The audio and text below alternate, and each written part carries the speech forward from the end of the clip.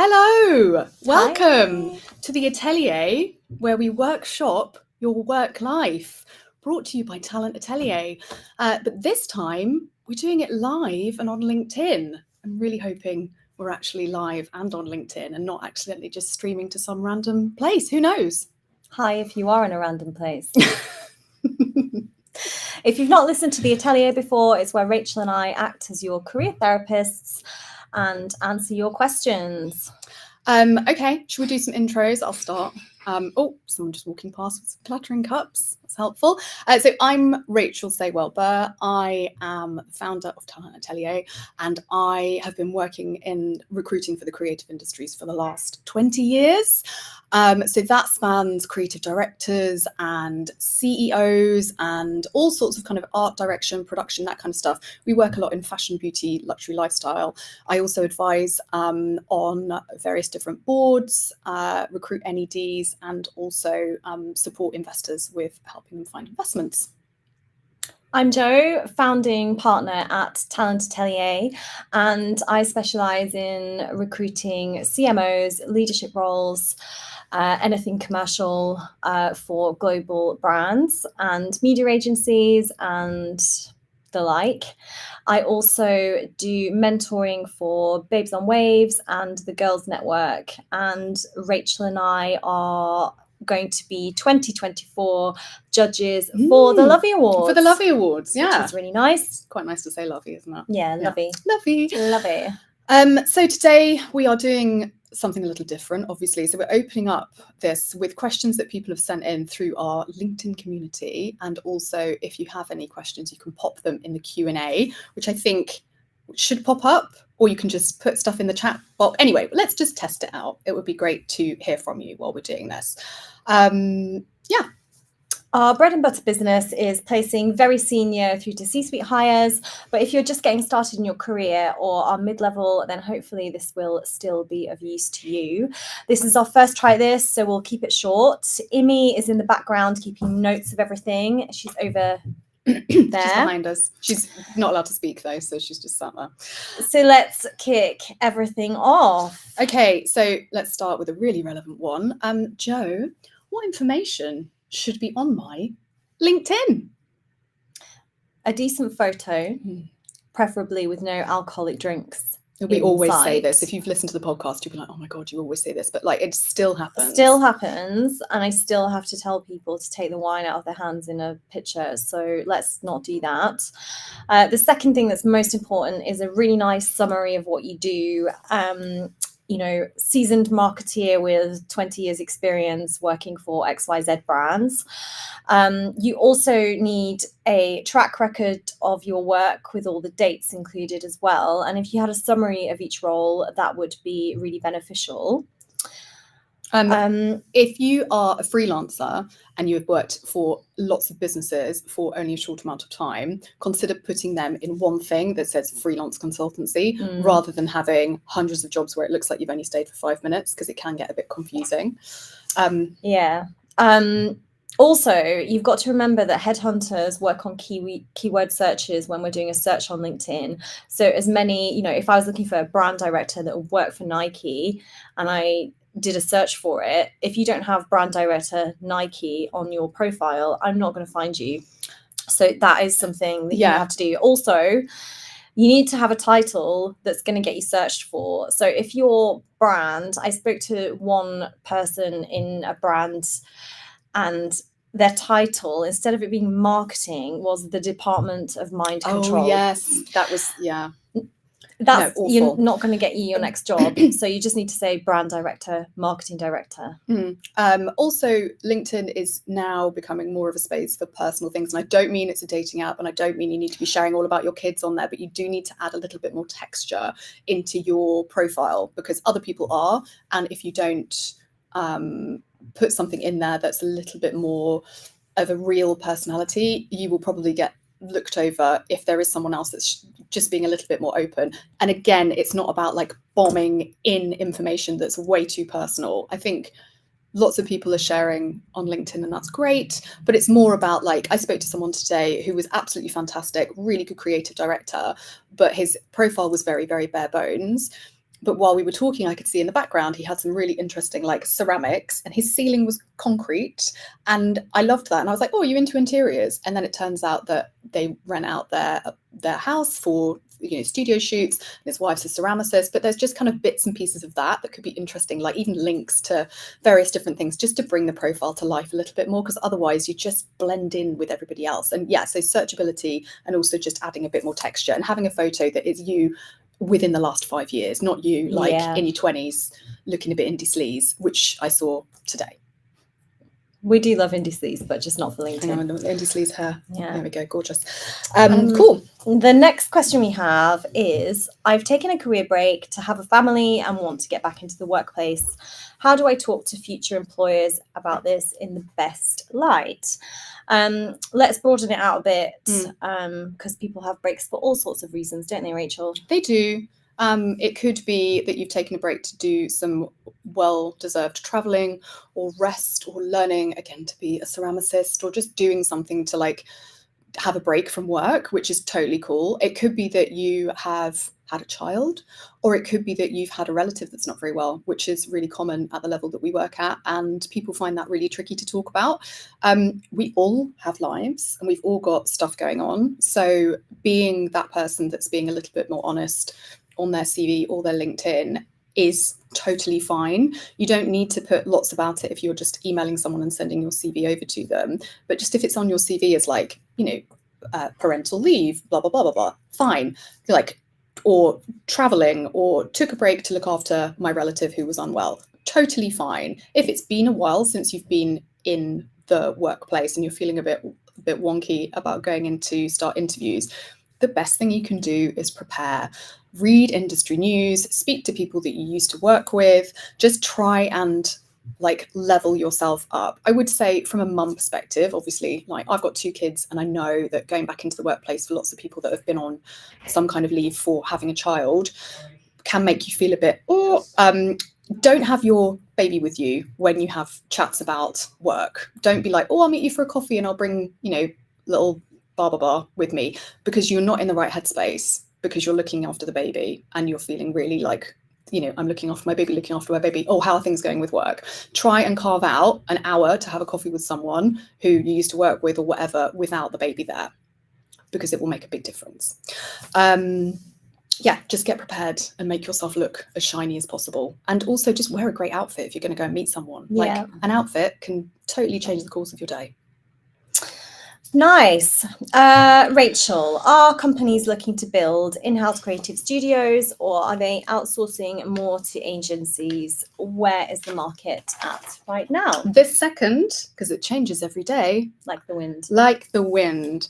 There was a flurry of in-house creative studios being built. I remember, like, originally it was Burberry that set this up in the UK. They were like the first people to kind of create this like in-house incredible agency. Yeah.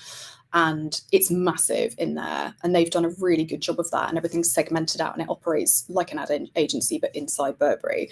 And lots of other businesses started to mimic this, and I think there's a really nice balance at the moment where businesses, like certainly the businesses that we work with that are luxury, will normally have a partner which are an agency who come up with like ideas just slightly out of the box, and then they have an in-house creative agency who normally are the nuts and the bolts of the business, aren't they? They're the ones that are doing the complete customer journey. So everything from like how people find the website, how the website's experienced, going through to purchase. This is for, you know, e-commerce obviously specifically, but going through to purchase, and then what the journey is like when you actually receive your goods. You know, so having someone in-house is so important for that. So I think the landscape now is that we seem to be getting like a 50-50 mix of in-house agencies and then so in-house agencies and then external agencies, probably leaning more, probably like 70% more in-house, I would say. Yeah, with the like leaning on the really specialist agencies for specific things like insights and,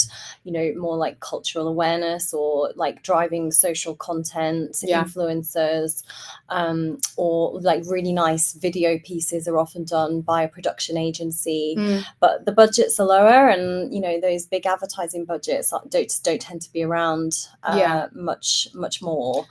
there's been lots of shake-ups in big, huge advertising agencies. It's not really the field we work in that much. We work more in the kind of niche vibe, but there's been lots of shake-ups there. And I know that lots of contracts have been lost and moved, and there's been agencies that made huge hires over the pandemic. I heard of one that made 300 hires over the pandemic. They went from 90 to 300, and they've gone back down to 100 as of like this month. That's a lot, isn't it? It is a lot. So there's a lot of people being let go. I think that it's tricky to say what the market's going to be like, because it totally depends on your niche and what you do. But for creative right now, the market is picking up, especially for people that are multidisciplined. Strategy, what would you say? Strategy is normally in an agency background. You can go and do brand strategy internally, but a lot of strategists really like the variety of work as well. So they tend to be in agency environments because it's about their like visibility about what's going on broadly in the creative industries. Got a question for you, Jo. Yeah. It's from Bilbo Baggins. How have e-commerce roles changed since the pandemic? Well, we see a lot of direct-to-consumer brands being more retail-focused for brand awareness, depending on their product. But they're being a bit more physical with how they're approaching things, and then retail brands being more direct-to-consumer and just truly omnichannel, pulling everything together at all the consumer touch points. So. There's just been everything pulling together is how I feel things have changed. Okay. What does the landscape look like for direct-to-consumer challenger brands nowadays? First of all, who do you think, I reckon we should talk about, who do you think is a good direct-to-consumer challenger brand now? Because D2C was so massive, and then it's definitely changed loads because people sometimes have decided to go down into slightly more of a retail route as well. Trinity London's a good example. They've always been direct to consumer, but again, they're like, moving more into retail, but they're really successful and they have a cracking business on e-commerce. But the main thing that people struggle with at the moment is the investment, because investors are now looking at profitability following the flurry of spending that they had from like 2017 to 2020. So they're looking to exit, and all of it is on profitability. So they're like stripping out heads. Brands have gone through a certain stage in their, brand life cycle. So there's a lot of, looking for hybrid skill sets to keep team costs down. Less of the overarching roles we saw pre-pandemic. So specifically the CMO job pre-pandemic was they're looking for somebody with like really solid brand expertise, but then also somebody who can push out across markets, focus on growth. Now we see growth and brand being in silos because it's accepted that you can't be good at both things. Like it's just not possible to be good at growth and be good at might be like 2 people in London. Shout out to you guys, whoever well done, you are. Guys. But most people are separate with teams leading up to them, or the growth part sits in the e-commerce silo, and brand is all about brand, community, social media, content creation, and retail marketing. We were talking to an investor the other day, talking about what they are trying to look for, because obviously investment companies are constantly looking for the next big thing where they can make a huge amount of money, and the things that seem to be still happening are beauty, definitely to a certain extent, hair care very much, wellness and supplements. CBD has died a death pretty much because of new legislations, but mushrooms are still very trendy. Massive mushrooms, still very trendy. And perfume and hair care are also super kind of growth brands hair at the and moment. Scalp. It's all about hair and scalp. Hair and scalp, yeah. These are the brands that are growing rapidly, so are bringing little mini teams in-house. Obviously, we've seen brands like Rose Inc and JVN, which has been really sad that they've not worked, but it's mostly because of the company that started them rather than the actual products themselves, I think, as well, isn't it? They just weren't being run properly. Yeah, which is a shame. Shout out if you need some people to come and help you sort it out internally.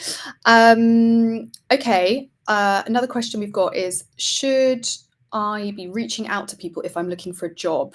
Will people want me to be blowing up their inbox? I think if you're looking for a job, you need to reach out to the people that you know. Sometimes you've been sat in a job for 5 years and you might be in a brand. And people in agencies like know what's going on because they do a lot of new business, they're pitching, they're out and about, they meet loads of different people. But if you're sat in your own, you know, brand silo, you might not necessarily know what's going on. So you need to be having coffees with people. And why would you not reach out to people? Yeah, you have to. There's like a fine balance, isn't there? And also just you can't just have, you can definitely have coffees with people, but like you need to be giving them something useful and some kind of useful information as well yourself. And I think making sure that any emails that you send are really succinct. The ones that we get sometimes, people are so desperate to tell us exactly all about their career and why they're, you know, so valuable and and the first email is huge and most of it is completely irrelevant, and by the time you've got to the bottom of it, you're like, and what is it that I can help you with? So keeping things succinct is a really great idea. And you know, it's not blowing up someone's inbox, is it? It's just being like, hey, and don't expect to reply straight away, because if you're anything like us, I mean, a lot of these inboxes is just insane. Like, and I am trying really hard to manage my inbox. I am not the best, and sometimes I'll get approaches constantly from people and I'll be like, I need to get back to this person, but it's because I haven't got any like active jobs for that person at the moment, but I'm buried in deep in a search for something else, and I am only one person, so I can't have like loads and loads and loads of coffees with people. So again, with headhunters, maybe, yeah, if you're not hearing back from them, it's probably because right now they don't have anything for you, but they might do in the future. So, you know, I wish we could reply instantly to everybody. Can you imagine if I had a little robot that helped me out with everything? Yeah, really nice. I'd really enjoy that. But definitely reach out to people. Like, it's a good idea, and be like active on LinkedIn. And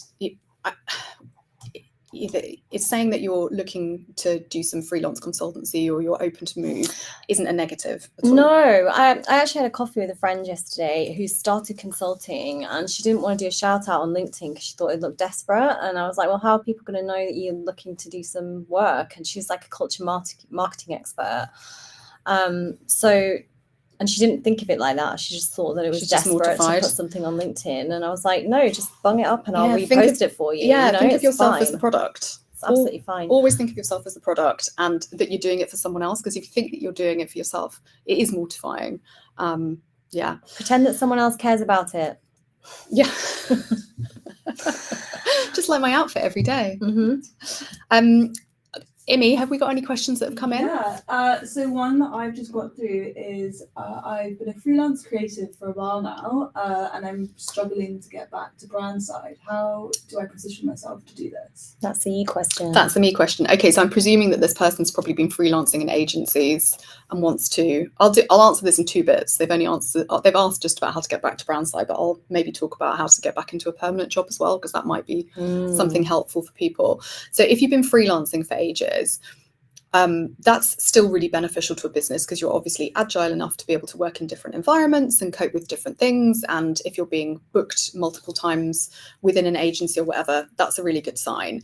Where businesses struggle is understanding management, and if you can handle working in a team, supporting a team, managing them. Do you know how to do appraisals? Do you know how to mentor people? Do you know how to recruit and hire? Because obviously, if you're a creative, you've got your creative work, but the higher you get up in the world, you need to be able to do all these things to be able to work in a permanent position as well. So if you're going for an interview for a permanent position, then yes, talk about your work, but also talk about any experience where you might have worked somewhere for 3 or 4 months and you had someone working underneath you who you were supporting, or like your reporting line above you. Those things are all really, really helpful to bring in, and aren't things that people necessarily think about. And when it comes to flipping back into brand, when you've been freelancing for agencies, brands really like people that have been freelancing for agencies, because you are like adaptable and you can work on different projects all the time. I think it's just a case of making sure that your portfolio or your website reflect what you can do.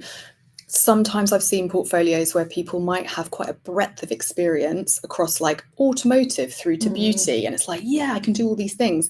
But if you're Charlotte Tilbury, for example, and then you get sent a portfolio and the first thing you see is like a car or like something a bit punchy or like masculine, it's not gonna turn them on. They're not going to be excited about you. So just think about what you're presenting out into market and ensure it's curated to the roles that you're applying for or you're interviewing for. Yeah. Well, that was a no, not a monotone. No, I'm not monotone. That was a monologue. So I was really went off on that. Normally with the actual podcast, what would happen is that would be edited, and we're live. So that's it. It's just me waffling for ages. QVC style. Oh my god. Would be so happy if this was QVC right now. My mum would be absolutely thrilled. Yeah. Loads of sales. Sell you these post-it notes. Oh my god, imagine I'd be all G'd up. All the sales numbers flashing up. You're like really hustling this pen. I'd be so excited. Literally my dream. Actually is. Okay. Wonderful. Thank you so much for joining us our first LinkedIn Live. Please follow us here on LinkedIn. Follow me and Jo and Imogen. We've also got a TikTok, which is actually quite good. We've started doing guides about how to interview different people if you're not from that background. We've done how to interview a CMO and how to interview creative people if you're not actually, you know, a creative yourself or a CMO yourself. And we'll be doing more of those. And we also have obviously the podcast, the Atelier, which is available on Spotify and Apple and everywhere else basically. And then we have a wealth of information on our website, which is www.talentatelier.com. If you want to get in touch, you can message us on hello@talentatelier.com. Thank you so much. See you. Bye. Bye.